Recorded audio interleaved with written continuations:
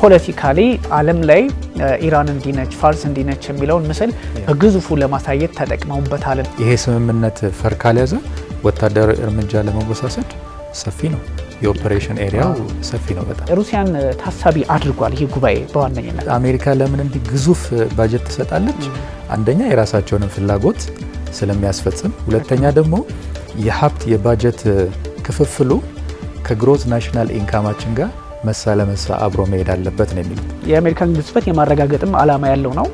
በግልጽ ባይናገሩም የኔቶ አስተዳደር ምንድን ነው የሚለው ዩሮፕ ውስጥም የትራንስ አትላንቲክ ውስጥም የሚሊተሪ ኢንዱስትሪዎቻችንን በጣም ማጠናከር አለብን። የአውሮፓን ፖለቲካ እንደው ካለው ላይ እያባሰው አይሄድም። የምዕራብ አውሮፓውያን ጣልቃ ገብነት በዩክሬን ጉዳይ እኛ ስናካሄድ የነበረውን ስፔሻል ኦፕሬሽን የሚባለውን ነገር ኦልሞስት እየቀየሩት ነው። ሩሲያ መልኩን ቀይሮ ከቀዝቃዛው የዓለም ጦርነት በኋላ አሁን ቀጥተኛ ይሄን ስትራቴጂ ነድፎ መጣ 3.0 3.0 የሚባለውን የሚል ሀሳብ ሰጥቷል። ወደ ኢራን ወደ ምናምን መሄድ የኔቶ የኦፕሬሽን ቀጠና አይደለም፣ እንደዚህ አታስገድዱን። ጤና ይስጥልኝ ተመልካቾቻችን፣ የተለያዩ ዓለም አቀፋዊ ጉዳዮችን በጥልቀት የሚዳሰው ኤንቢሲ ዓለም አቀፍ ተጀምሯል። ዛሬም እንደወትሮው ትእዛዙ መሐመድና ቢኒያም ካሴ አብናሽ ቆይታ የምናደርግ ይሆናል። የተለያዩ ዓለም አቀፋዊ ጉዳዮችን እናነሳለን። በተለይም ደግሞ ዛሬ የሰሜን አትላንቲክ የጦር ጥምረትን የተመለከተ መረጃ ነበረ ሰፋ አድርገን ለመነጋገር ያሰብነው። እንደተለመደው ማክሰኞ ለረቡዕ ወይ ደግሞ አርብ ለቅዳሜ እንደዚህ አይነት ነገሮች ይፈጠራሉና መካከለኛው ምስራቅ ላይ አስቸጋሪ ውጥረቶች ተጀምረዋል። እሱን የተወሰነ ቦታ እንሰጠዋለን። ኦፍ ኮርስ የኔቶን ጉዳይ በተለይም 36ኛውን ጉባኤውን በአንካራ ቱርክ እያደረገ ነው። ከሱ አንጻር በእርግጥም ትልቅ ቦታ እንሰጠዋለን። ከዛ በፊት ግን ያው መካከለኛው ምስራቅ ላይ አሜሪካም ጥቃት ሰንዝራለች፣ በምላሹም ደግሞ ኢራን ጥቃት ሰንዝራለችና እነሱን ጉዳዮች በተመለከተ እስቲ መረጃዎች እናጋራ። በመጀመሪያ እንኳን ደህና መጣ። መጀመሪያ እንኳን ደህና ቆያችሁ። አላስተዋወቅኩም ተመልካቾቻችን ያው እርስዎን በደንብ ያውቃሉ ከሚለው አንጻር በተደጋጋሚ ፕሮግራም አብረን ስለሰራን እና ይሄ መካከለኛው ምስራቅ እንዳልከው ሰላም ሆነ ስትል ትንሽ ደፍረስ፣ ከዛ ደግሞ ሰላም ትንሽ ደፍረስ እያለ ቮላታይል ሆኖ ቀጥሏል። እንግዲህ ሰሞኑን ዋና ጉዳይ የነበረው በመካከለኛው ምስራቅ የኢራኑ መሪ የአስከሬን የሽኝት ፕሮግራም ነበር። ግን ከትናንት እንደዚህ ጀምሮ መርከቦች የሚያልፉበትን መስመር ኢራን ከተፈቀደላቸው መስመር ውጭ እየሄዱ ነው በሚል የተወሰኑ መርከቦች ላይ ጥቃት እርምጃ ወስደው ነበር ኢራኖች። ይሄ ለምን ሆነ ብለው ደግሞ የአሜሪካ ሴንትኮም ኢራን ላይ ወደ 80 ምናምን የሚሆኑ አካባቢዎች ላይ እርምጃ ወስደናል ብለዋል። ኢራኖችም ደግሞ ባህሬንና ኩዌት ላይ ወደ 85 የሚጠጉ ስፍራዎች ላይ እኛም የመልሶ ማጥቃት እርምጃ ወስደናል ብለው ዛሬ ትንሽ የመጋጋል ነገር እንትን እያለ ነው። ኤምኦዩ ይሄ ሜሞራንደም ኦፍ አንደርስታንዲንጉ ችግር ውስጥ እየገባ ነው፣ ሲስፋየሩ ሊጣስ ነው እንደ የሚል ነገር ሰምተናል። የኢራንን ጉዳይ በሚመለከት ሌላው በዋናነት እንግዲህ ቀልባችንን የሚይዘው ወደ በኋላም የምንወያይበት የአንካራው የኔቶ ሰሚት ነው። ትናንት ተጀምሯል። ትናንትናና ዛሬ የሚካሄድ ነው። የተለያዩ ጉዳዮች አሉት። እንግዲህ እሱን እናነሳለን። ከእስራኤልም ጋር ትንሽ የሚገናኝ ነገር አለ። የፈረንሳዩ መሪ ሲሪያ ሄደው አንድ ሁለት ፈንጂዎች ምናምን ፈንድተዋል። እሳቸው ባሉበት ትንሽ የማይጠበቅ ነገር ይመስላል እንዴት እንደተከሰተ። እንዲህ አይነት ትንሽ ቮላታይል የሚመስለው ነገር ትንሽ አገርሽቶበታል። የኢራኑ መሪ አስከሬን ግን አሁን ኢራቅ ነው ያለው። እዛ ካርባላ ናጃፍ የሚካሄዱ ስነ ስርዓቶች ተካሂደው እንግዲህ ወደ ኢራን ይመለሳል። እንዲህ አይነት ነገሮች ተካሂደዋል። ትንሽ አስጊ የሚመስል ነገር አለ ደግሞ እንደ አዲስ። ልክ ነው። ትንሽ መካከለኛው ምስራቅ ላይ የተወሰኑ ሀሳቦች አስፈልጉናልና እንዳልከው ጥቃት የተሰነዘረባቸው ቦታዎችም በተለይም ደግሞ ቀድማ ኢራን 3 የሚሆኑ መርከቦችን ኦይል ታንከሮች ናቸው፣ ነዳጅ ጫኞች ናቸውና በሆርሙዝ ሰርጥ ሲያልፉ እሷም ሽኝት ላይ ነበረች። ትልቅ ግራንድ ብሔራዊ መርሃ ግብር ላይ ነበረች። ግን ስራዬን አልተውም የቤት ስራዬን አልተውም በሚመስል መንገድ ጥቃት ሰንዝራለች።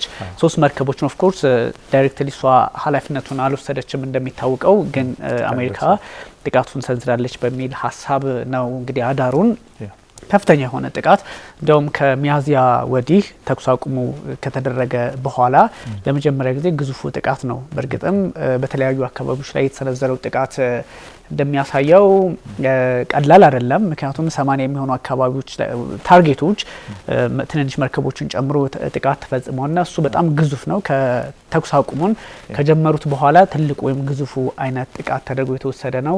አደሴም ታይም ደግሞ ኢራን ወዲያውኑ መግለጫ ሰጠች። IRGC የኤሮስፔሱና የባህር ኃይሉ አንድ ላይ በመሆን ደግሞ በኩዌት በሚገኘው የተለያዩ ቦታዎች ኩዌት ላይ የአሜሪካ ጦር ሰፈር ላይ ነው እንደዚሁ ጥቃት የተሰነዘረው። ባህሬንም ላይ በተለይም ደግሞ ፊፍዝ ፍሊት የሚባለው ምድብ ወይም ደግሞ የጦር ምድብ አለ እሱም ላይ ኢላማ ያደረገ ጥቃት ነውና ትንሽ አስቸጋሪ የሚያደርገው በዚህ በመካከለኛው ምስራቅ ፖለቲካ ላይ ውጥረቱ ከፍ ዝቅ እያለ ነው ብለን ብዙ ሀሳቦች ስናገራ ነበረ ከዚህ ቀደምና ጥቃት የተሰነዘረባቸው ቦታዎች ላይ ያለው ነገር በተወሰነ መጠን የተወሳሰበ ነው።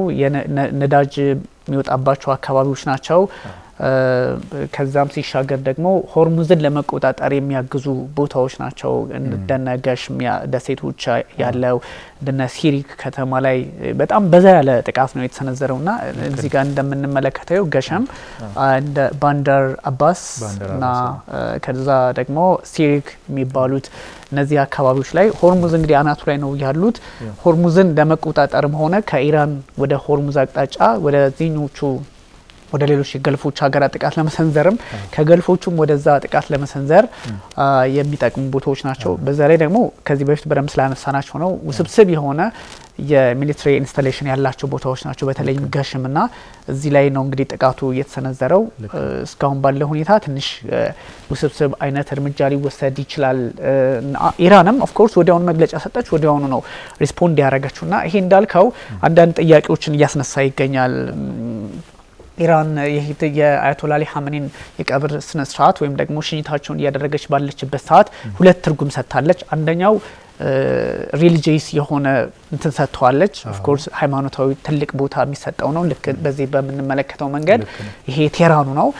ከዛ ደግሞ ፖለቲካሊ ዓለም ላይ ኢራን እንዲነች ፋርስ እንዲነች የሚለውን ምስል በግዙፉ ለማሳየት ተጠቅመውበታልና ይሄኛውን የቀብር ስነ ስርዓት ከአንተና እኔ ፕሮግራማችንን ስንሰራ የቅዳሜውን ጠዋት ላይ ነበር የተጀመረው። ኦፍ ኮርስ 12 ሰዓት ላይ ከዛ እንግዲህ እያለ ቀጥሎ ቆም የሚባለው ከተማ ቅዱስ ከተማ ነው ለሺያ ሙስሊሞች። እዛ ላይ ፕሮግራም ተደረገ። አሁን እንግዲህ የመጨረሻው ስንብት ኢራቅ ውስጥ ነውና ኢራቅ ውስጥ ተሻግሮ መሄዱም ትርጉም አለው። ናጃፍ ላይ እኛ ስንገባ ነበረ። እዛ አካባቢ ላይ እንግዲህ ከሆነ በኋላ በመጨረሻም ያው ማሻድ የሚባለው የእሳቸው የትውልድ ቦታ ላይ ከተማ ላይ የቀብር ስነ ስርዓታቸው ይፈጸማል። ይሄ ሁሉ ሲሆን አንደኛ በዚህ ልክ ጦርነቱ መቀጠሉ ወይም ደግሞ መተኳኮሱ እነ መሐመድ ባጋር ጋሊባፍ ተኩስ አቁሙን ጥሰውታል የሚል ሀሳብ ከሰጡ በኋላ አሜሪካም ደግሞ መሐመድ ጋሊባፍ ኦፍ ኮርስ እኚህ ናቸው በጣም ሲያለቅሱ ሲታይ ነበረ። በሶሻል ሚዲያ ላይም በጣም እንደውም ሰይድ አባስ አራግቺ የሚመለከቱበት እንትን በጣም መነጋገሪያ ሆኖ ነበርና መሐመድ ባጋር ጋሊባፍ እሳቸው በጣም እንትን ሲሉ ነበርና አሁንም ያለው ሁኔታ ይሄን ነገር መልኩ ሊቀይረው ይችላል።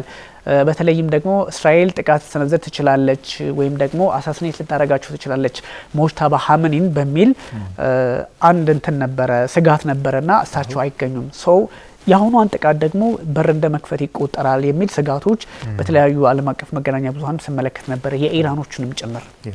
እዚህ ላይ ሀሳብ ልክ ነው በር ሊከፍት ይችላል። ግን ደግሞ ይሄ ሜሞራንደም ኦፍ አንደርስታንዲንጉ ከቀብር ስነ ስርዓቱ በኋላ እንቀጥላለን የሚል ቀጠሮም ስለተያዘለት ይሄ መተኳኮሳቸው እንትን ካለ ረገብ ካለ ወደ ትልቅ ወደ መጀመሪያው አይነት ጦርነት ያለ መሄድ እድል አላቸው። ግን እንዳልከው በቃ ሲስፋየሩን እየጣሱት ነው ብለው የኢራኑ የምክር ቤት አፈ ጉባኤ በግልጽ ተናግረዋል። ትንሽ ዶናልድ ትራምፕም ነገሩን የማባባስ ነገር በዚህ ሜሞራንደም ኦፍ አንደርስታንዲንግ የተፈቀደላትን የነዳጅ ተጥሎ የነበረውን የነዳጅ ማዕቀብ አንስተውላት ነበር ለኢራን በሜሞራንደም ኦፍ አንደርስታንዲንጉ አማካኝነት። ያም አሁን ተመልሶ እንዲጣል አድርገውታል ኢራን ላይ እና ይሄ ሲታይ አደጋ ውስጥ ከቶታል ሜሞራንደም ኦፍ አንደርስታንዲንጉን። ግን እስቲ የቀብር ስነ ስርዓቱ ይለቅና ከዛ ቀጥሎ ደግሞ የሚሆነውን እናያለን እንጂ እንደ መጀመሪያው እንደ ፌብሩዋሪ 28 ምናምን ወደ ፉል ፍሌጅድ ጦርነት ለመመለስ ፍላጎቱ ያላቸው አይመስለኝም። ብዙ ከእስራኤል አንጻር እንዳልከው እድሉ ከተገኘ ኢራን ላይ እርምጃ ለመውሰድ ፍላጎቱ አለ። ያለ አሜሪካን ብለው ባለፈው በሰማያዊ ነጭ ኦፕሬሽን እርምጃ እንወስዳለን እያሉ ነበር። ይሄ መተኳኮስ እንደገና አሳሲኔሽኑን ለመጀመር መንገድ ሊከፍት ይችላል። ፖሲብል ነው። ግን ለድርድሩም ደግሞ እድል እንዲሰጥ ከአሜሪካ ከአውሮፓ ህብረት ከተለያዩ አገራት ፍላጎት ስላለ ወደዛ ተመልሶ ይገባሉ። እርግጠኛ አይደለሁም። ሪስክ እንዳለ ግን ያሳያል። ሙጅተባ ሀቢኒም አልተገኙም። 3 ወንድሞቻቸው ተገኝተዋል። እሳቸው ግን አልተገኙም። ሁለት ትርጉም እየተሰጠው ነው። አሁንም ይሄ የአሳሲኔሽን ሪስኩ አለ። የኢንፊልትሬት የመደረጉ ነገር የደህንነት ተቋማት ውስጥ ስላለ ነው ያልመጡት የሚለውም አለ። ፌብሩዋሪ 28ም ላይ ጥቃት ስለደረሰባቸው እሱ ነገር እንዴት ነው የሚል ነገር አለ። ሁለት ትርጉም ተሰጥቶት አይተን አልፈናል። ወንድሞቻቸው ግን የአባታቸውን አስከሬን የሽኝት መርሃ ግብር ተካሂደዋል። በሃይማኖት መነጽርም ነገሩን እያዩት ነበር ኢራኖች ነበር ነው። እንዲያውም ካያቸው የሚመጡ ሀገራትን ሲቀበሉ ከቁርአን ቨርስ ይባል ነበርና የሳውዲዎቹ ሲመጡ የሚባለው ቨርስ፣ የፓኪስታኖቹ ሲመጡ የሚባለው ከቁርአን የሚወሰደው ቨርስ ትርጉም አለው። በጣም እንደ ሰምና ወርቅ ነገር ይባላል እንጂ ከውስጡ ግን ቅኔም መልእክትም እያስተላለፉ ነበር ተብሏል። እና ይሄ ችግር እስቲ አያቶላ ሆሜኒ ከተቀበሩ በኋላ ይቀጥላል አይቀጥልም ጊዜ የሚያሳየን ይመስለኛል። ቢኒ እንዳልከው በተለይም ደግሞ ሞሪ ቀይና ጥቁር ቀለሞች በጣም በስፋት ይታዩ ነበረ። በተለይም ደግሞ በዚህ በማዕከላዊ ቴህራን በነበረው በኮምፕሌክሱ ላይ በዛ መስጂድ ላይ ሲታዩ የነበሩት ያው ቀይና ጥቁር በአብዛኛው ሪቨንጅ ነው፣ ሰማዕትነትን እንደዚሁም ደግሞ መበቀልም አለብን የሚሉ ድምጾች በጣም በስፋት እንዲነሱ ሲያደርግ ነበር። እንዳልከው ግን ትርጉሙ ላይ ብዙ ሰዎች ለምሳሌ ለዓለም አቀፉ ማህበረሰብ ወይም ደግሞ ለሁሉም በሚመች መንገድ የተሰጠው ትርጓሜ ከዚህ ከብቃላና ከአንዳንድ ሁኔታዎች አንጻር የዓለም ኮንሰፕት ያለው ወይም ደግሞ ዓለም አቀፋዊ ትርጓሜ ያለው አይነት ነገር ነው። እንግዲህ ሲወስዱም ደግሞ እንደዚህ አይነት ነገሮች ሞር ባንገባም እንግዲህ የቨርሱን ጉዳይ ቀዩዋን ያሳዩን ባይዘው ሪቨንጅ ማድረግ አለብን ነው ወይም ደግሞ አጸፋውን መስጠት አለብን በሚል ነው ምልክት ይዘው ሲወጡ የነበረውና በጣም ባይዘው ይሄ ነው ኦፍ ኮርስ ቀይና ጥቁር the meaning መበቀል አለብን ሰማዕት ለሆኑት የሚል ትርጉም 3-4 ትርጉሞች አሉት። በዋነኝነት ግን በዚህ ላይ መሰረቱን ያደረገ ነውና ምናልባት ይሄኛው ሚኒንጉ ላይ ግን እንዳልከው ለሳውዲዎችና ለሌላው የሳውዲዎች ያው እንግዲህ እኛ ብዙ የልዩነቱ እንትኑ ሴክት አንለም። ከዚህ በፊት በተወሰነ ለማንሳት ሞክረን ስለነበረ ራይዝ ፎር ጋድ ሪሊጂየስ ለሆነው ራይዝ ፎር ጋድ የሚል አይነት ትርጉም ሰጥተውታል። ከዛ ደግሞ ለሌላው ዓለምና ሌላ ደግሞ ከዚህኛው ሪሊጂየስ ከሆነ ውጭ ላለው ፐርስፔክቲቭ የሚረዳው ድጋሚ መነሳት አለብን ወይም ደግሞ መነሳት we must rise የሚል አይነት ትርጉም። ስለዚህ ዓለማዊ ትርጉም ሰጥተውታል። ከዛ ደግሞ ሃይማኖታዊ ይዘት ላላቸው ደግሞ ያን እና በሁለቱም በኩል እነ ሰይድ አባስ አራግሺ ትልቅ ሚና ተጫወቱ። በጣም ባይዘው ውስጥ ወይራ ነው በጣም ይሄኛው ሪቨንጅ አረብኛውም እንግሊዝኛውም እንደምታየው ነውና በግልጽ ነው የወጡት። ይሄ በነገራችን ላይ እንትን ህዝቡ ያው እንደዚህ አይነት ግራንድ የሆነ ሴሬሞኒ ሲኖርህ ህዝብ ይዙት የሚወጣው ነገር አታውቅም፣ ትቸገራለህ። ግን ይሄኛው በመንግስትም ደረጃ ክራፍት የተደረገ ነውና ትንሽ በቀል የሚለው ነገር ይሄ ቴት ፎርታት ከሚለው ደግሞ የተሻገረ አሁን ዘመናዊ ጦርነት ከተመለከትከው አንተ ከመታኝ መልሼ ካልመታው አልተውም በቃ አሁን ባለው ሁኔታና እንደዛ ከዛ ስሜት ይወጣ ይሄ ሪቨንጅ በየትኛው መንገድ እንዲያውም ትራምፕ መገደል አለባቸው የሚሉም ድምጾች በስፋት ሲነሱ ነበርና ስም እየጠቀሱ ከዛ በጠጣርም ሲመቷቸውም ስመለከት ነበር። ይሄ ህዝቡን እንትን ለማንቀሳቀስ አንደኛ እነ ፖዚሽን እንድትጠቀሙበት የሚያሳይ ነውና ብዙ አይነት ጥበባቸውንም ተመልክተናል፣ አንድነታቸውንም ተመልክተናል። ይሄ እኛ እንደ አንድ ሀገር በቃ ቢኖር የምትፈልገው ነገር ነው። አንድነቱን ታመጣዋለ። ኢራን ውስጥ የፖለቲካ ልዩነት የለም ብለን አናቅም አናስብም። በደንብ አለ፣ ግን ሎጂካልም አይደለም። እንደ አንድ ልሙጥ የሆነ ማህበረሰብን መፍጠር የተደፈጠጠ ነገር እንዳለውም ሊያሳይ ይችላል። ግን በእንደዚህ በናሽናል እምብለን በሆኑ ሰዎችና በአንዳንድ ነገሮች ላይ አንድ ላይ መቆም አይውሽ። ግን የትኛውም ሀገር ኢትዮጵያም ያው ውጭ ላይ ስናወራው እንደነበረ የሆነ ሰው ሉዝ አድርገን የሆነ ሰው ሳይሆን በሆነ ጉዳይ ልክ እንደ ገርድ አይነት ፕሮጀክቶች ላይ ወይ በተለያየ አጋጣሚ ላይ እኩል ምንም አይነት ልዩነት ቢኖርም እኩል የምትቆምበትን አይነት ነገር የሚፈጥር ነውና ኢራኖች በዚህ ነው መነጋገሪያ የሚሆኑት። አንድነታቸው ከዚህ ቀደምም ድልድይ ይመታብናል ብለው ድልድዩ ላይ ሄደው እኛን ምቱን ብለው ዳዳኑ ሲነገር ነበር። እና እንደዚህ አይነት ነገሮችን ኦፍኮርስ እሳቸውም ብዙ መስዋዕትነት ከፍለውላችኋል። በተለይ ለዚህ ከ79 በኋላ ላለው ጀነሬሽን እና ከሱ አንጻር ነው ምናልባት እንደዚህ አይነት ነገሮች እየሰፉ ወደ ምን ሊወስዱ ይችላሉ የሚለው ብዙ ጊዜ ወሰድኩኝ። ተመልካቾቻችን ባይዘ እዚህን አንደርስታንድ እንዲያደርጉን የምንፈልገው ይሄ ዲስከሽን ነው። የእንግዳና የእንግዳ ይመስላችኋል ብዙ ጊዜ እና ከዛ አንጻር ነው ውይይት ነው። በተደጋጋሚ አንስተዋል። ሰው ከዛ አንጻር እንዲመለከቱ ነው። ምናልባት የተወሰነ ሀሳብ ካለ እዚህ ላይ የሚድል ኢስት ጉዳይ ላይ ሴንትኮምን ብናነሳው ጥሩ ነው። ሴንትኮም ማዕከላዊ እዙ ይሄን ኃላፊነት ወስዶ ጥቃት ሰንዝሯልና ሴንትኮም እንግዲህ በመካከለኛው ምስራቅ ላይ ያለው እንደምትመለከተው መካከለኛው ምስራቅን ብቻ አይደለም መካከለኛው ምስራቅ ላይ ቢያንስ እንግዲህ በሰሜን አፍሪካና አካባቢም እንደዚሁ እስከ ጅቡቲ ጫፍ ድረስ ያለውን የሚቆጣጠር ነውና ሴንትኮም በዚህ ልክ ነው እንግዲህ ሰፍሮ የሚጠብቀው ሚድል ኢስት ላይ ያለው ብቻ ነውና ከዛ ውጭ ደግሞ ወደ ኤዥያም ይሄዳል። ማዕከላዊ ኤዥያም ይሄዳል፣ ደቡብ ኤዥያም ይሄዳል። ወደዛ አካባቢ የሚሄድና ሰፊ ነው። ይሄ ነው ኃላፊነት ወስዶ ጥቃት እየሰነዘረው 80 ታርጌቶች መትቻለው ከመርከቦቹ ጋር 60 ምናምን ትንሽ መርከቦቹን ጨምሮ ያለው ይሄ ነውና የተቆጣጠሩ ቦታ ስትመለከተው ሙሉ ሚድል ኢስት በዚህ ልክ ተይዟል። ነፃው ኤሪያ እንግዲህ እንደምታውቀው ኢራን ያለችበት ከሆርሙዝ ባሻገር ያለው ቦታ ነውና ይሄ ነው በዚህ ልክ ነው ተበታትኖ እስከ ቱርክ ያለውን ዝም ለስትመለከት ከጅቡቲ ጭምር ከዛም እንግዲህ በዛኛው ኤሪያን በኤዥያ በኩልም ስትሄድ እንደዚህ ነው ሰፊ ኤሪያ ማኔጅ ያደርጋል። 4 ሚሊዮን ስኩዌር ኪሎሜትር ስኩዌር 4 ሚሊዮን ስኩዌር ማይል ቦታ ነው የሚሸፍነው። በጣም ግዙፍ ቦታ ነው የሚቆጣጠረውና አንድ ኢራንን ይሄ ሁሉ ኃይል ነው የሚመታው የሚል አይነት ሀሳብም ሲጋሩ ነበር። እዚህ ላይ ሀሳብ ካለ ልክ ነው። በጣም ሰፊ ኤሪያ ያስተዳድራል። እንግዲህ የፔንታጎን የአሜሪካ የወታደራዊ የእዝ ሰንሰለቱ በጣም ሰፋፊ ኤሪያዎችን ማኔጅ ያደርጋሉ።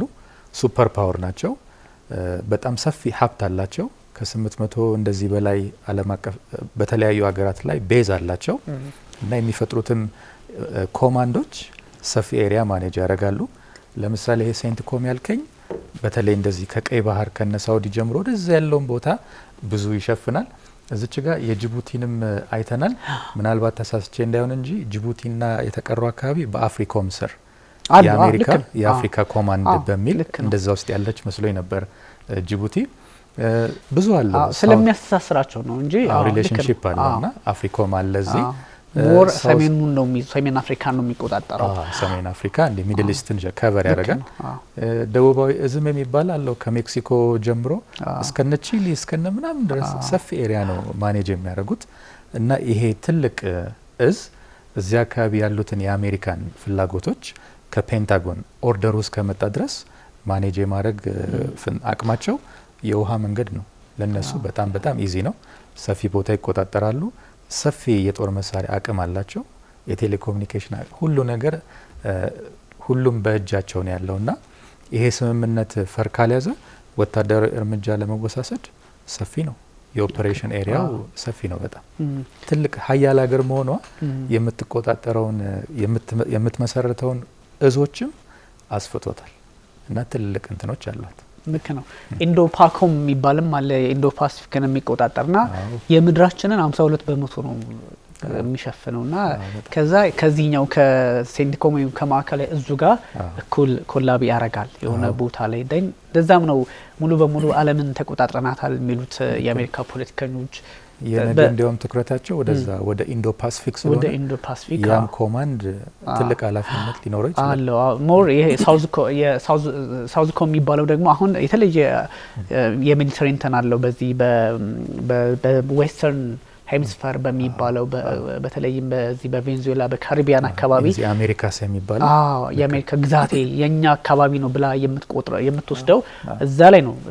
ሞር ደግሞ ስትራቴጂክ እንትናቸውም አሁን ወደዛ ሄዷል። ትራምፕ ከመጡ በኋላ ወደ ከኢንዶ ፓሲፊክ ባሻገር ኢንዶ ፓሲፊክ ትኩረታችን አይደለም ይላሉ። ግን ያነው እንደሚያስመለክተን ዳይሬክተራችን እንግዲህ ሴንትኮም ጥቃቱን እንደሰነዘረ ጥቃቱን መሰንዘር እንደጀመረ የገለጸበትን የኤክስ ጽሁፍ ነበር የተመለከትነው እና እነዚህ አይነት ነገሮች መካከለኛው ምስራቅ ላይ አሁንም ውጥረቶች ሊቀጥሉ እንደሚችሉ ያሳያል የሚለውን ለማንሳት ነው።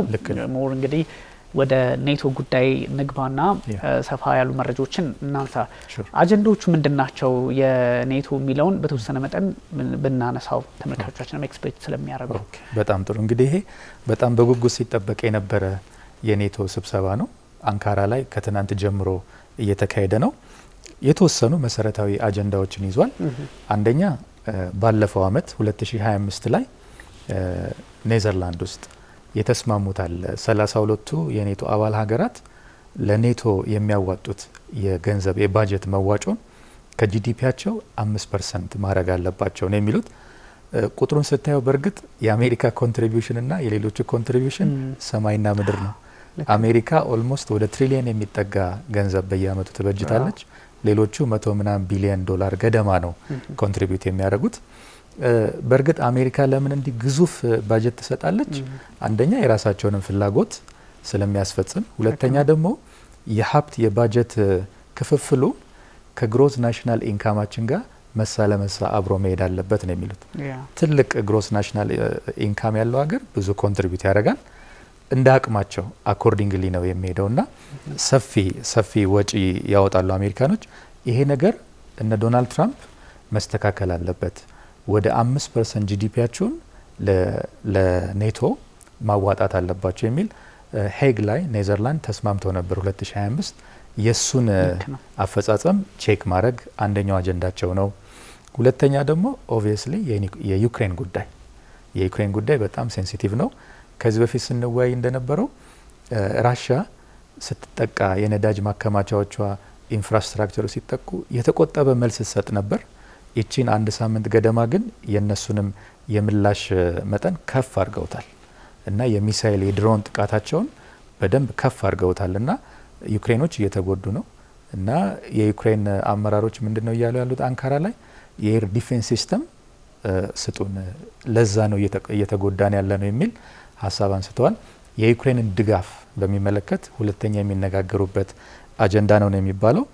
ሌላ የኔቶ አስተዳደር ምንድነው የሚለው ዩሮፕ ውስጥም የትራንስ አትላንቲክ ውስጥም የሚሊተሪ ኢንዱስትሪዎቻችንን በጣም ማጠናከር አለብን። የአውሮፓ የሴኩሪቲ ጥንካሬ ካለን የሚሊተሪ ኢንዱስትሪዎች ጋር አብሮ ተያያዥነት ስላለው ኮሪሌት ስለሚያደርግ በጣም ማጠናከር አለብን፣ ለዛ የሚሰጠውን ባጀት ማሳደግ አለብን የሚል ጧት ራሱ ብዙ ሀገራት ብዙ ቢሊዮን ዶላሮች እንበጅታለን የሚል ነገር እየተስማሙ መጥተዋል። ሌላው የትራምፕም ራሱ እንግዲህ ወቀሳ አለ። ትናንትም ተናግረውታል ከተርኪ ፕሬዚዳንቱ ጋር እና እኛ ድሮም አንፈልጋቸውም የነሱን ድጋፍ የተቀሩት የኔቶ አባላትን ቴስት ለማድረግ ነው እንጂ ብዙም አንፈልጋቸውም እና በችግራችን ጊዜ አይደርሱም፣ በእነሱ ችግር ጊዜ እኛን ይጠብቃሉ የሚል በጣም ኮምፕሌን ማድረግ አለ።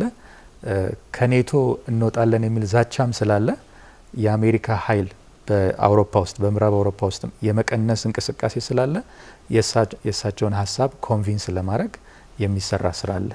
የበጀቱ ጉዳይ አለ፣ የሴኩሪቲ ጋራንቲው ስላለ እሳቸውን ለማሳመን የሚሰራ ነገር አለ።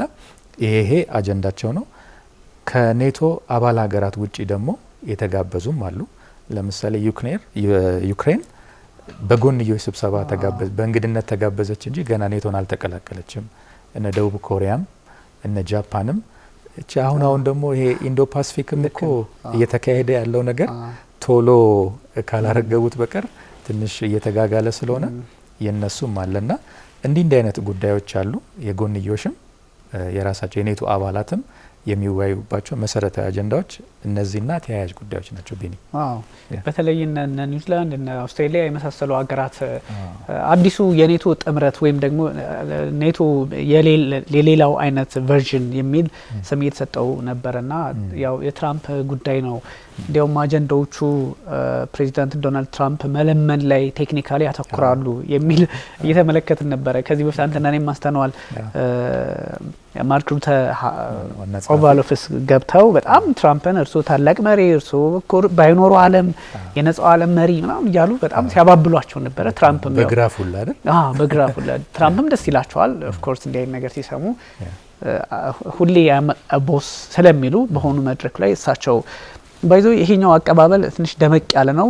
ለፕሬዚዳንት ዶናልድ ትራምፕ የተደረገው ብቸኛው አቀባበል ነው። ለሌሎችም ተደርጎ ይሆናል ኦፍ ኮርስ። ግን ያው ትራምፕ የንግስናውም ነገር ባህሪያቸውም ስላለ እና ረጅብ ጣይብ ኤርዶዋን እንዲህ አይነቱን ነገር በጣም ቁልፍ ፖለቲከኛም ናቸው። እሳቸውም በዚህ ልክ ስራ ሰርቶ ሊሆን ይችላል የሚል ሀሳቦች አሉ። ትራምፕ ግን የሚፈልጉትን ነገር ነው። ቁጥር ሁላ ተደርድሮ ነበረ ሲጠብቃቸው የነበረው። የትራምፕ ጥያቄ ዋነኛው ከጂዲፒያችሁ እስከ 5% ማድረስ አለባችሁ ለመከላከያ የምታውሉትን የሚል አይነት ስለሆነ እሳቸውን በጣም ቀልባቸው እንዲሳብ ኢምፕሬስ ለማድረግ በሚመስል መልኩ የተለያዩ ስራዎች ይሰሩ ነበርና ይሄ ብዙ መነጋገሪያ የሆነ ጉዳይ ነው። እንዳልከው ትኩረታቸው ትንሽ ከባዱ ነገር ሶስተኛዋ ናት። አሁን እቺ ዩክሬን ረጅም ጊዜ ራሷን እንድትቋቋምና የሩሲያን ጥቃት እንድትመክት የማድረጉ ላይ ይችኛዋ ነጥብ በተወሰነ መጠን ከራሽያ ፖለቲካም ጋር ስጋት ውስጥ የምታስገባናት አት ዘ ሴም ታይም ደግሞ ሩሲያ በሳምንት ባልሞላ ጊዜ ሶስተኛውን ጥቃት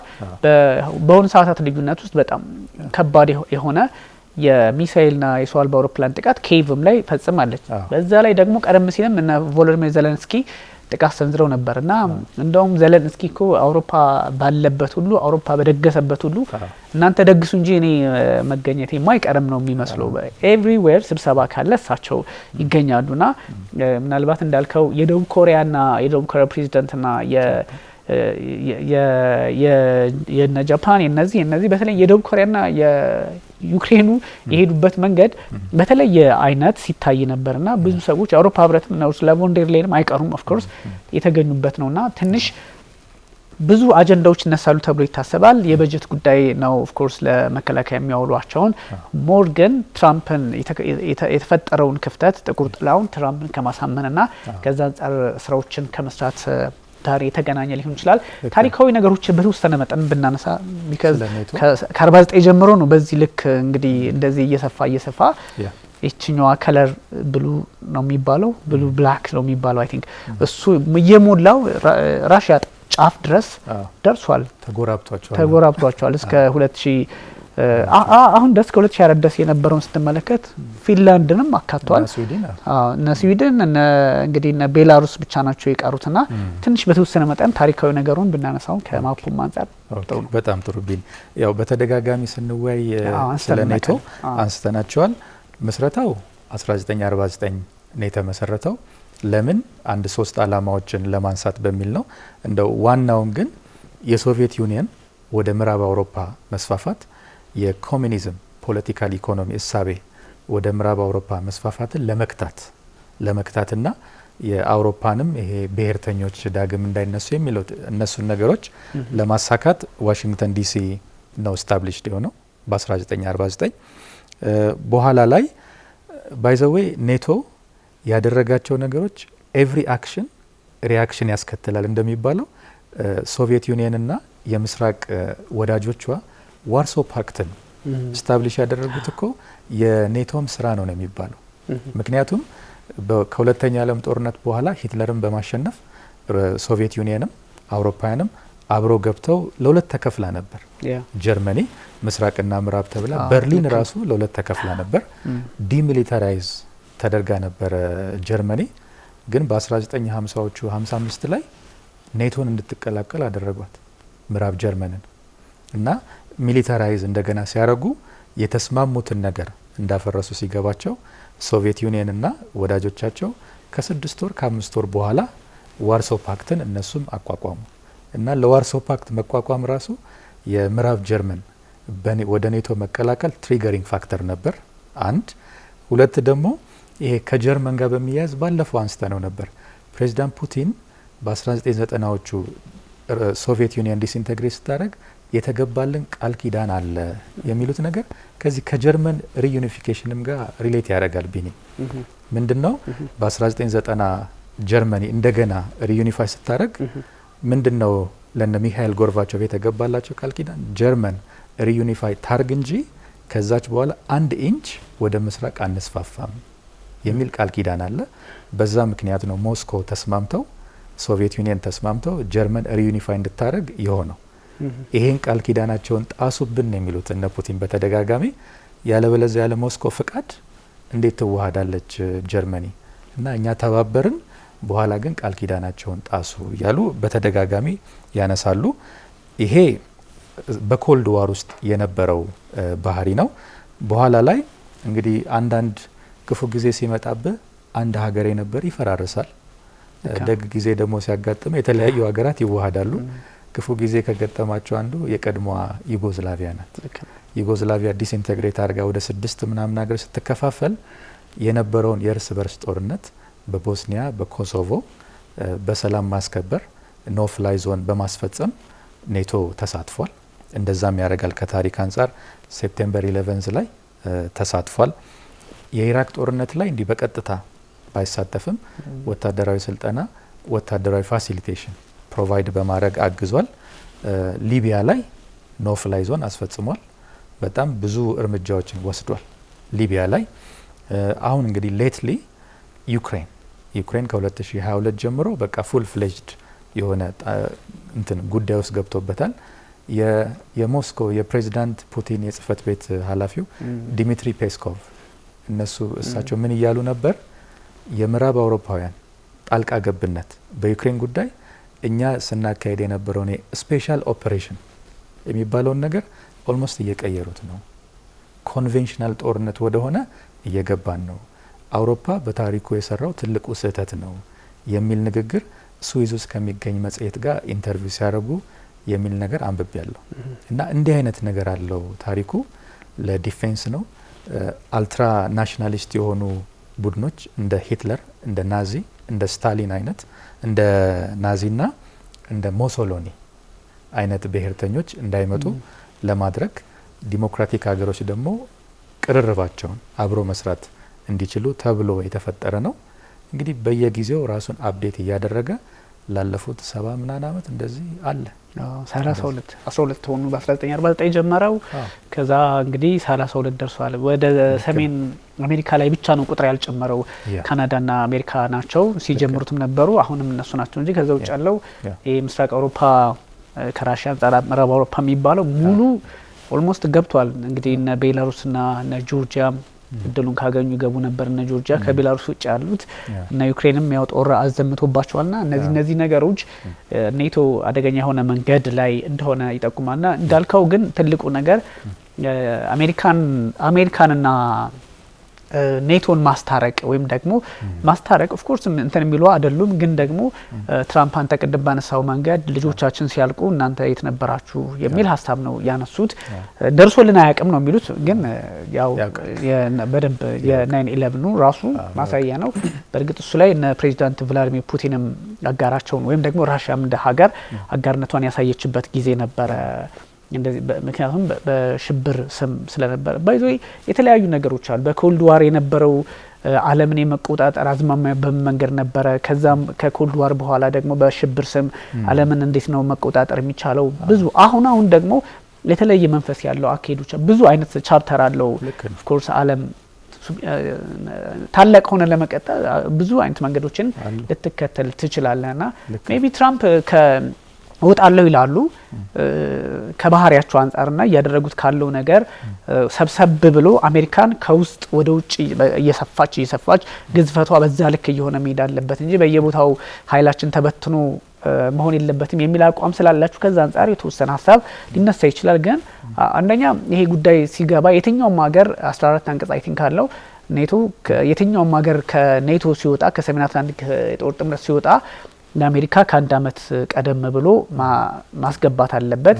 ሆኖ ያቅም አይደለም የሚገባ እንጂ የሚወጣ አይተናነቅም። ግን ቢሆንም እንደዛ የሚል ነገር አለ። በዛ ልክ እንዲገቡ አንድ አመት ፕሮሰስ ተደርጎ ከዛ እንዲወጣ ነው። አሜሪካ ላይ ደግሞ እንዲህ አይነት ውሳኔ ሲወሰን ቢያንስ 2/3 2/3 የሚሆነውን ድምጽ በሴኔቱ በላይኛው ምክር ቤት ማግኘት አለበት።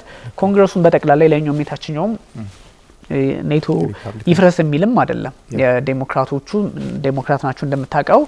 ሪፐብሊካኖቹም ቢሆኑ በዚህ ጉዳይ ላይ ያን ያህል እንትን ያላቸው አይመስለኝምና ግን ትራምፕ እየዛቱበት ነው። በዚህ ላይ ደግሞ እነ ፑቲን ስራ ለመስራት ይሞክራሉ ይባላልና ስለዚህ ብዙ ውጥረት ያለበት ነው። ትልቅ ግዙፍ ተቋም ነው በጣም። ግን የሚገርመው የዓለማችን the largest የሚባለው የሚሊተሪ አሊያንስ ሆኖ ስለ ሰላም አንካራ ቱርክ እየመከርኩ ነው እያለ ባለበት ሰዓት ዛሬ ያጠናቅቃል ባይ ዲፎልት እና እንደዛ እያለ ባለበት ሰዓት ኬቭም በሚሳኤል ስትናጥ እንደዚሁም ደግሞ በሆርሙዝ አካባቢ ያሉ የኢራን ግዛቶች ሲናጡ አት ዘ ሴም ታይም ደግሞ ኢራን በኩዌትና በባህሬን በሚገኙ የአሜሪካ የጦር ሰፈሮች ላይ ሚሳኤል ውርጅብኝ ስታወርድባቸው ትንሽ ለዚህ ለጥምረቱ ራሱ የት ነው ያለው? ጥምረቱ ደግሞ ሁለት አላማ አለው። አንደኛው የአሜሪካን ግዝፈት የማረጋገጥም አላማ ያለው ነው በግልጽ ባይናገሩም። ሁለተኛ ደግሞ ራሽያ የምትባል ኃይል በየትኛውም አጋጣሚ ኮስማ መቅረት አለባት የሚል ጥምረት ነው። በሴም ታይም ደግሞ ሞስኮ እንዲህ አይነት ጥቃት ስትሰነዝር ምን አይነት አውድ ላይ ሆኖ እያደረገው ያለው ጉባኤ ነው የሚል ጥያቄም ያስነሳል። እንግዲህ ኮንቴክስቱ ይሄ ኔቶ የ36ኛ ሰሚቱን አንካራ ላይ ሲያካሂድ የተለያየ እንግዲህ መንፈስ ውስጥ ሆኖ ነው ያለው። አንደኛ ውስጣዊ ቅራኔ አለው ከፕሬዚዳንት ዶናልድ ትራምፕ መምጣት ጋር ውስጣዊ ቅራኔ ገብቷል። ይሄ ኢራን ውስጥ ስንዋጋ የት አላችሁ በሚል በተደጋጋሚ ያነሳሉ። የኔቶ አባል ሀገራት ደግሞ አሊያንስ ነው የመሰረት ነው። በዚህ አሊያንስ ውስጥ የጋራ ጥቅም አብሮ ያሰልፈናል እንጂ ለኛ የማይጠቅም ከሆነ ለምን ታስገድዱናላችሁ የሚል ከእንግሊዝ፣ ከስፔን፣ ከተለያየ ሀገር የመጣው እሱን ያስቆጣቸው ፕሬዚዳንት ትራምፕን። ሌላው ደግሞ የኦፕሬሽን ቀጠናችንም እኮ አይደለም ወደ ኢራን ወደ ምናምን መሄድ የኔቶ የኦፕሬሽን ቀጠና አይደለም፣ እንደዚህ አታስገድዱን ይላሉ። ግሪንላንድንም እጠቀልላለሁ የሚለው ነገር ከፕሬዚዳንት ትራምፕ ሲመጣ ብዙ የአውሮፓ ሀገሮች ይሄ ወዳጅነታችን ምን ውስጥ ነው ያለ የሚል ጥያቄ ፈጥሮባቸዋል። እና እነዚህ ፋክተሮች አሁን እየተካሄደ ያለውን የኔቶን ሰሚት ትንሽ ውስጣዊ መለስተኛ ውስጣዊ አለመግባባት አለው። ከሩሲያ ጋር እየተካረረ ሄዷል። በቃ ስትራቴጂክ ድጋፋችንን ለዩክሬን እንሰጣለን ይላሉ። በዩክሬን ጦርነት ስም ደግሞ ይሄ በምስራቅ በኩል ያለውን የኔቶ አባል ሀገራትን ራሻን የሚጎራበቱ ሀገራትን የወታደራዊ ቁሳቁስ፣ የባህር ኃይል፣ የአየር ኃይል፣ የተለያዩ ፋሲሊቲዎችን በጣም ራሱን እያገዘፈ ነው። ኢስተርን ፍላንክ የሚሉት አካባቢ በጣም እያገዘፈ ነው እና ከሩሲያ ጋር በጣም የመጋጋል ስሜት ውስጥ ነው ያለው። ባይዘዌ ከሩሲያ ጋር ብቻ ሳይሆን ከቻይናም ጋር ኦን ዘ ሴም ፔጅ አይደሉም እኮ። ቻይናዎችም ኔቶ የቀዝቃዛ የዓለም ጦርነት ሲያከትም ለምን አብሮ አላከተመም የሚል ጥያቄ ያነሳሉ። ቻይናን ራሱ ኔቶ ስትራቴጂክ ችግራችን ልትሆን ትችላለች የሚል ፍረጃ አለ። እንደዚህም አይነት ባህር ያላቸው የሚሊተሪ ኢንዱስትሪያችንን እናስፋፋለን ብለው ቃል ኪዳን እየገቡ ነው። በእንደዚህ አይነት መንፈስ ውስጥ ነው ያለው። ፕሬዚዳንት ትራምፕ ወይም አሜሪካ ከኔቶ ትወጣለች ብዬ አልጠብቅም። ምክንያቱም የነሱንም የሴኩሪቲ ጋራንቲ ፕሮቫይድ ያደርጋል። ጥቅሙ የጋራ ነው። የአሜሪካ ብቻ ሳይሆን የአሜሪካም የአውሮፓም የጋራ ጥቅም ነው ያለው የሚመስለኝ። ግን ለአውሮፓ ከፍተኛ ወታደራዊ ከፍተኛ የሚሊተሪ አሴት አስቀምጠው እስካሁን ሲጠብቁ የነበሩት ነገር እንዲቀየር ይፈልጋሉ። ወደ ሌላ ተገዳዳሪ ኃይል ዓለም አቀፍ ተገዳዳሪ ኃይል እየመጣ ያለው ከኤዥያ ነው፣ የኢንዶ ፓሲፊክ ኤሪያ ነው። ወደዛ ፎከሳቸውን ሪሺፍት ማድረግ ስለሚፈልጉ በኋላም እናየዋለን።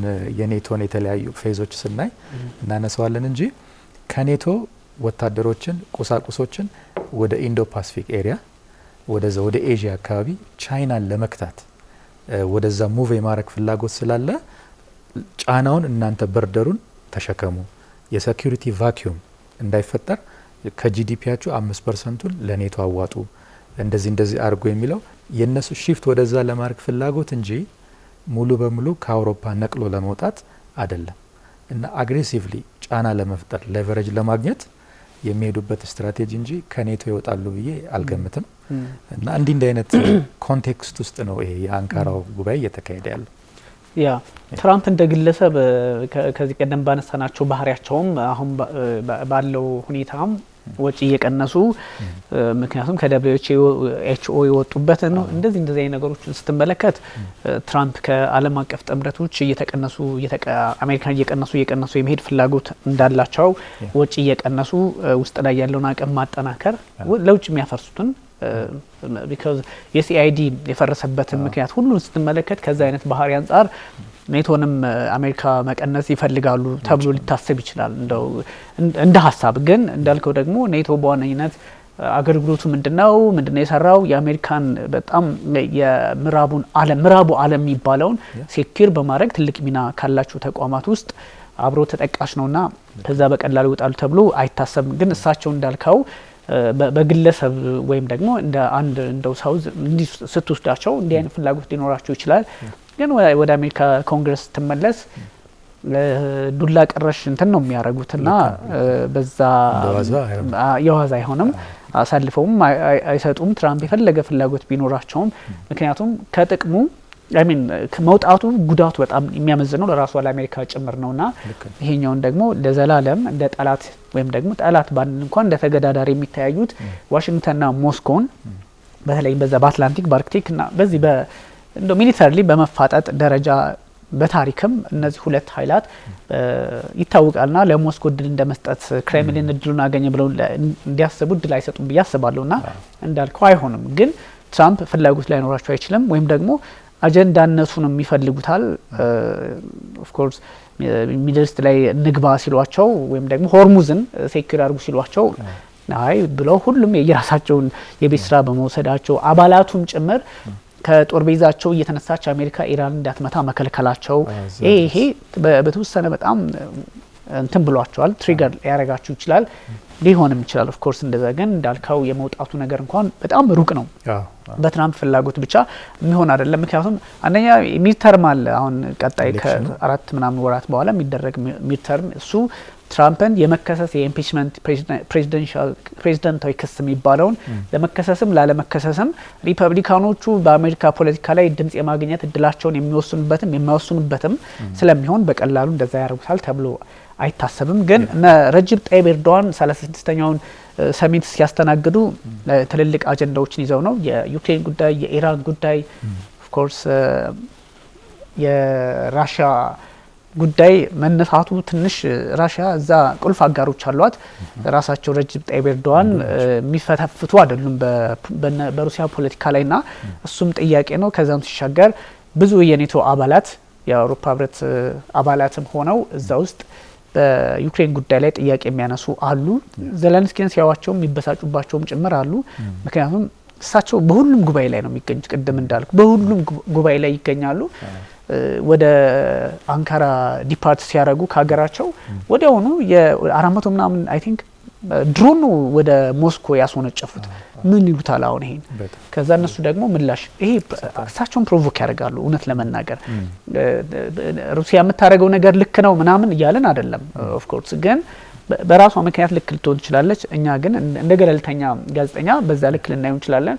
ግን አሁን ይችን ጉባኤ ምክንያት በማድረግ ሩሲያ እንዲህ አይነት ኃይል ናት፣ አሁንም ጥቃቷን አጠናክራ ቀጥላለች፣ ነገ እናንተ ጋር ነው የሚል መልእክት ለማስተላለፍ በሚመስል አላኩ ሰው ሄደው አጸፋ ስለሰጠች ራሽያን የምታህል ሀገር ኔቶ ደግሞ ታቃለ የእንትን ሌብላቸው ከፍ ያሉ ሀገራት ያሉበት ነውና ያሳካላቸው ቢችልም ብዙ ሰዎች ግን እንትን እያሉ ነው። ሜቢ ሩሲያን ታሳቢ አድርጓል ይሄ ጉባኤ በዋነኝነትና የአውሮፓን ፖለቲካ እንደው ካለው ላይ እያባሰው አይሄድም። ይሄ ያውሳሰበው ነገር ልክ አሁን የዜሌንስኪ ወደዚህ ወደ አንካራ ራሱ ሲመጡ የድሮን ጥቃት ወደ ራሻ የተባለው በሁለት ነገር ብናየው፣ አንደኛ ከዚህ በፊት የጀመሩት 10 ቀን ገደማው ነው መሰለኝ 40 ቀን የሚፈጅ በጫና ራሻን ጫና ውስጥ በመክተት ወደ ድርድር አስገድደን እናመጣታለን የሚል ኦፕሬሽን እያካሄዱ ነው ዩክሬኖች። 40 ቀን የሚፈጅ ኦፕሬሽን አለ እና የዛ አካል ሊሆን ይችላል እና ብዙ 400 500 600 ድሮኖች ሁሉ ይተኩሳሉ። አስገድደን እንትን እናደርጋለን። ራሽያ ውስጥ እየተፈጠሩ ያሉ አንዳንድ ነባራዊ ሁኔታዎች አሉ ነው የነዳጅ ሰልፍ ማየት ምናምን ጀምረናል። የዛ አንድ አካል ነው ማስፈጸም ጥቃቱን ማዘዛቸው። ሁለተኛ ደግሞ የራሽያ ሚሳኤሎች እያጠቁን ነውና እዩልን በዛ በአንካራ ጉባኤ ላይ ስጡን የአየር መከላከያ ሚሳኤሎችን ስጡን። እነዚህን ሁለት ምክንያቶች እነዚህን ኦብጀክቲቮች ለማሳካት ነው ሰሞኑን በተደጋጋሚ እርምጃ እየወሰዱ ያሉት እና ይሄ መጋጋሉ የአውሮፓንም ፖለቲካ ችግር ውስጥ ሊከተው ይችላል ነው። ቅድም የነገርኩ ዲሚትሪ ፔስኮቭ አውሮፓውያን በታሪካቸው የሰሩት ከባዱ ስህተት ነው። ዩክሬን ውስጥ እንደው ዳይሬክትሊ መግባት ሲጀምሩ በቃኛ ከዩክሬን ጋር ለመጨረስ ባፈር ዞን ክሬት ለማድረግ ነው እየታገልን የነበረው እና የጦርነት ኦብጀክቲቫችንንም ሊቀይረው ይችላል። ኢትስ ኖ ሞር ስፔሻል ኦፐሬሽን በቃ ኮንቬንሽናል ጦርነት ውስጥ ገባን የሚል ነገር ይፈጠራል እና ካልተገደድን በስተቀር ወደ ኒውክሌር ጦር መሳሪያ አንገባም እንጂ በጣም እያወሳሰቡት መጥተዋል ብለዋል። የአውሮፓ ህብረትን ውስጣዊ ፖለቲካ ችግር ውስጥ ሊከተው ይችላል። በተለይ እንደዚህ ራሽያን የሚጎራበቱ አገራት የችግሩ መባባስ ብዙ አይፈልጉትም ነው። ችግሩም ከተፈጠረ የመጀመሪያው ገፈት ቀማሽ እነሱ ስለሆኑ ብዙ አለመፈለግ ነገር አለ እና ኔቶም ተጠናክሮ ዲፌንሲቭ እንዲሆንላቸው ከፍተኛ ባጀትም የሚያዋጡት እነሱ ናቸው እና በዚህ መባባሱን ስታየው ከራሽያ ጋር ያለው የዩክሬን ችግር መባባሱ የአውሮፓ ህብረትን አንድነት የፖለቲካ ስምምነታቸውን ጥያቄ ምልክት ውስጥ ሊያስገባው ይችላል።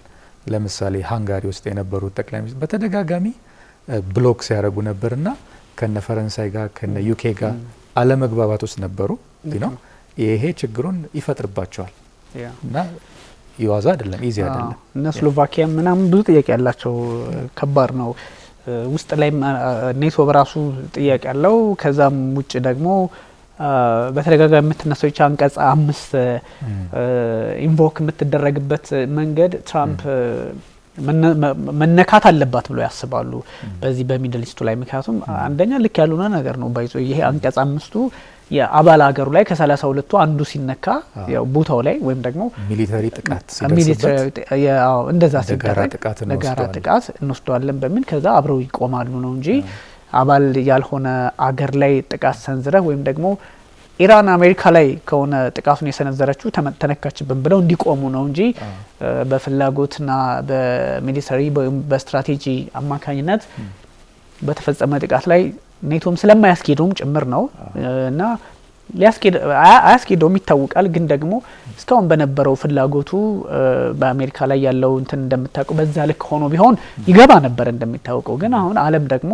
በተወሰነ መጠን እየሰፋች መጣለች፣ ዳይቨርሲፋይድ ሆናለች። እነ ቻይና ጥሩ አማራጭ ሆነዋል በኢኮኖሚው፣ ራሽያ በፖለቲካውም የሚሊተሪ ነገሮችን በማቅረብም አማራጭ ሆነዋል።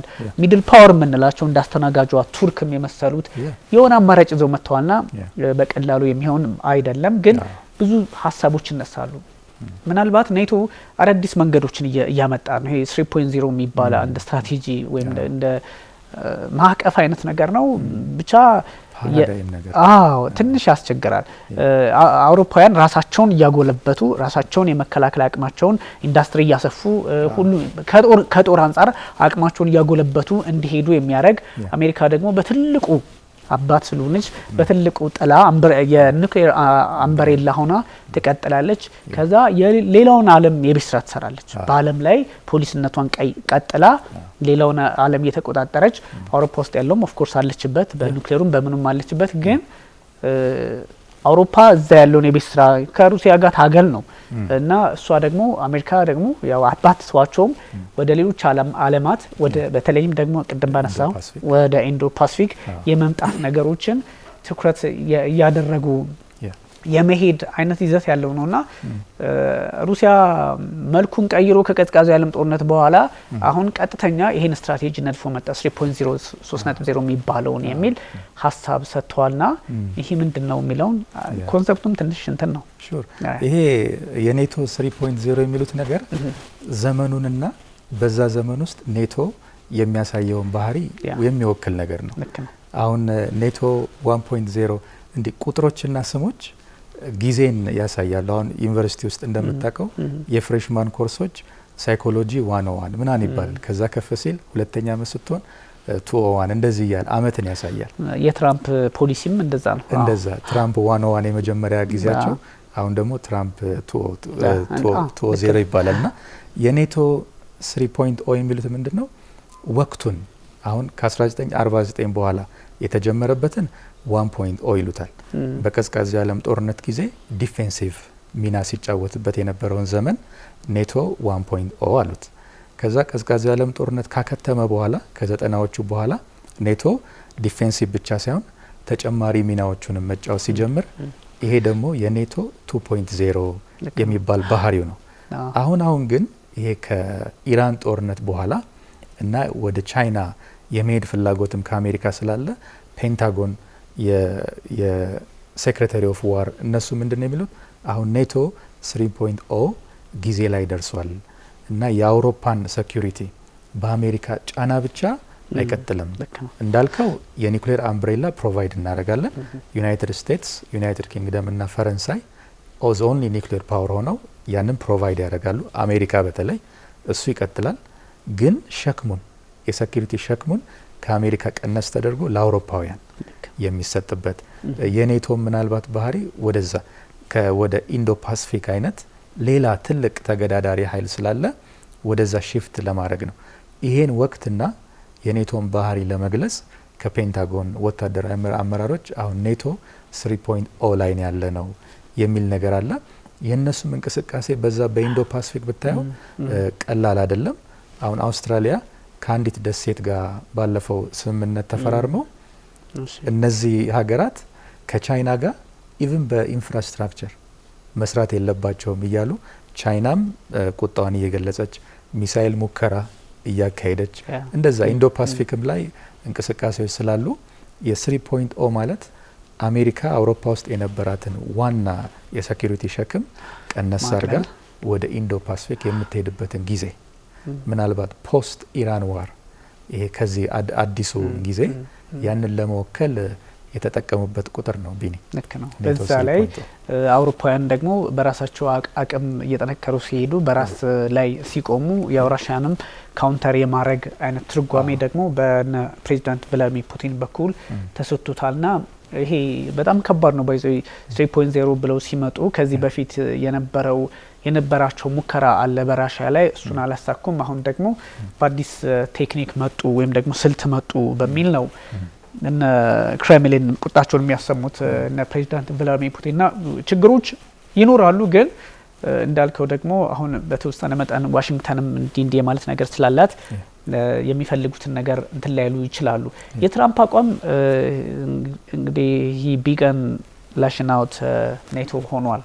ኔቶን በመሳደብ ነው ትራምፕ የጀመሩትና ምንድነው አሜሪካ በዚህ ጉባኤ ላይ የተላበሰችው ነገር ምንድነው አቋሟ የሚለውንም በጣም ትልቁን ፒክቸር ያሳያል። ከዚህ በፊትም ብራሰልስ ላይ ፔት ሄግሴት የመከላከያ ሚኒስትሩ ወይም የጦር ሚኒስትሩ እሳቸው አንድ ሀሳብ ሲሰጡ ነበር። ልክ ትራምፕ የሚሉትን በዚህ ልክ ነው ያስቀመጡት።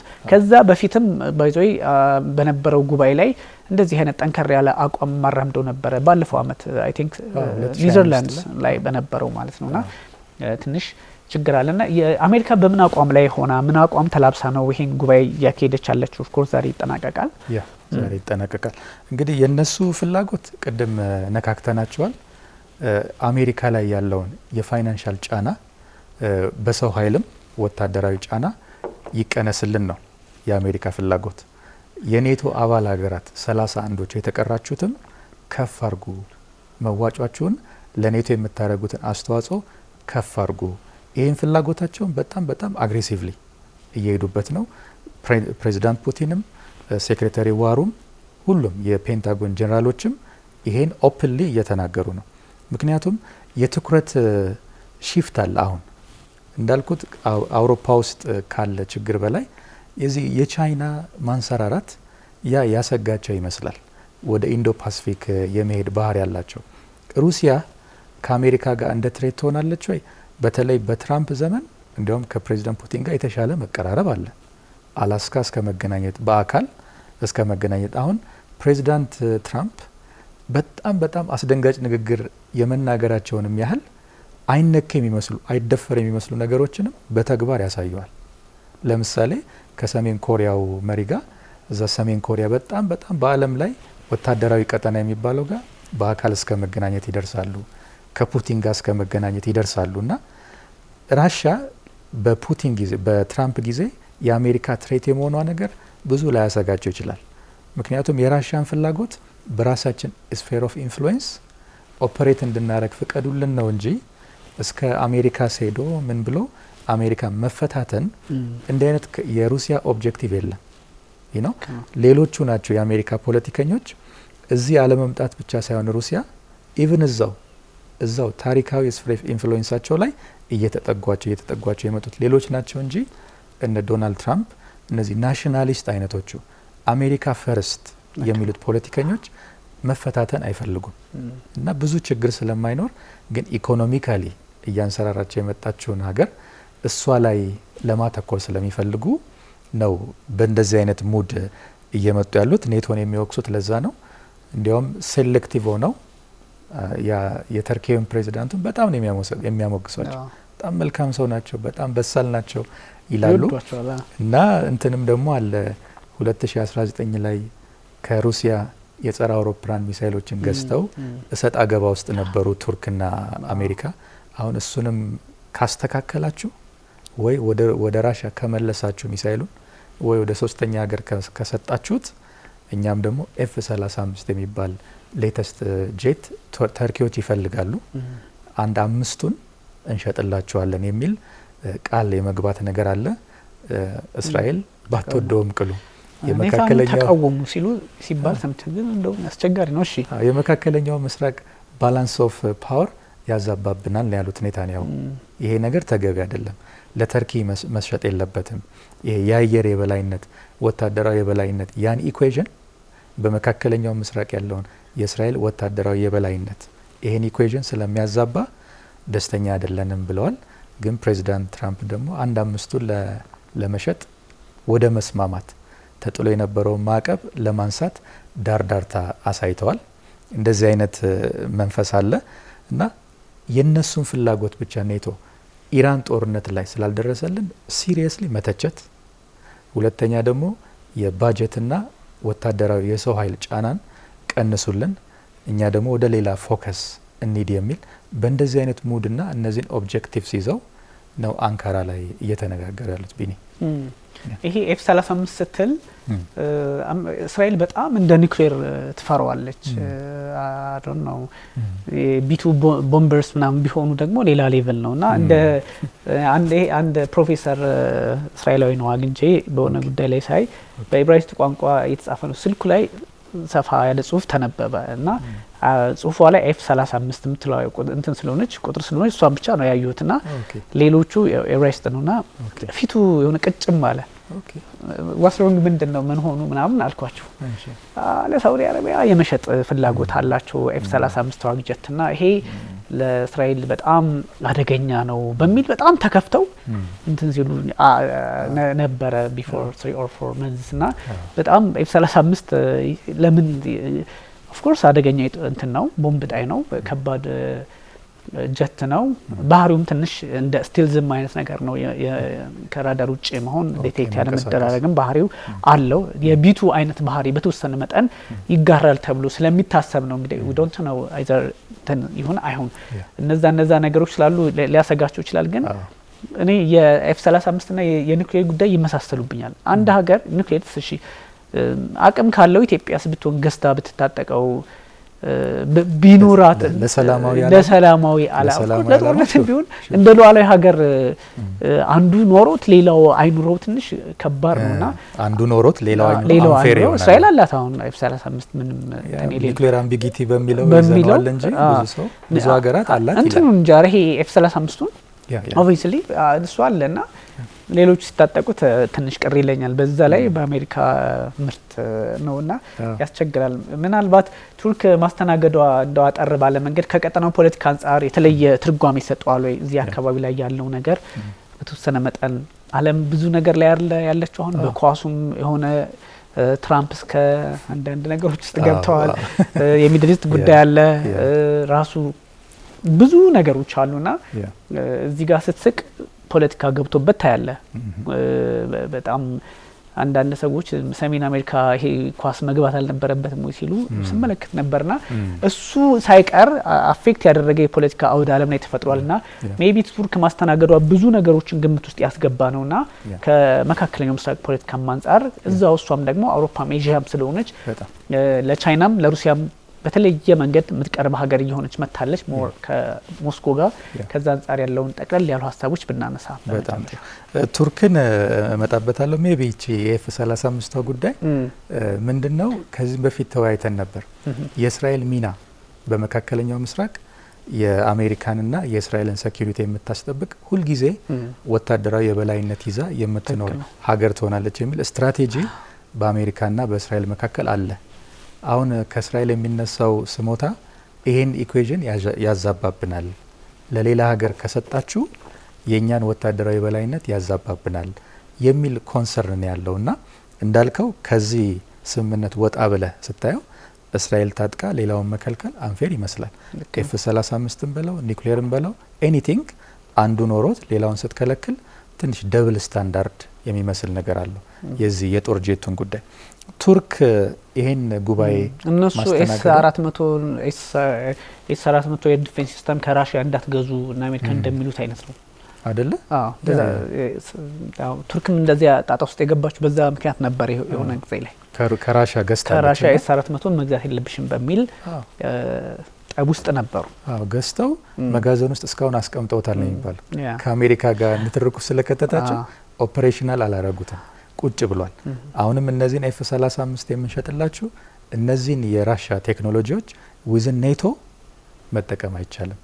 የአሜሪካ የአውሮፓውያን ቴክኖሎጂ ኦፕሬት የሚያደርግበት ቀጠና እንጂ የሩሲያ የሚሊተሪ ቴክኖሎጂ መግባት የለበትም ብለው ይዘውታልና ለሶስተኛ ሀገር ሽጡት ከፈለጋችሁ ወይ ለራሻ መልሱ፣ ይሄን እስካረጋችሁ ድረስ 5 ኤፍ35 እንሸጥላችኋለን የሚል ነገር አለ። ለዛም መሸጥ በግዢ ነው እሱ ጭራሽ በግዢ ነው። አይ ሌላ የቱርክ አስተናጋጅነት ለቱርክ የሚጠቅመው ነገር አለ። ይሲ እንዳልከው ቱርክ የመካከለኛው ምስራቅ አውሮፓን ይሄ ምስራቅና ምዕራቡን የምታገናኝ ድልድይ ናት እና በዩክሬን ክራይሲስ ውስጥም ለዩክሬንም ለሩሲያም እንደ ችግር ፈቺ እንደ ገለልተኛ አደራዳሪ አካል ሆና እየሰራች ነው እና የራሷንም ቀጠን ሚድል ፓወር ሆና ቀጠናዊ ሚናዋን እየጎላ እንዲሄድ ያደርገዋል።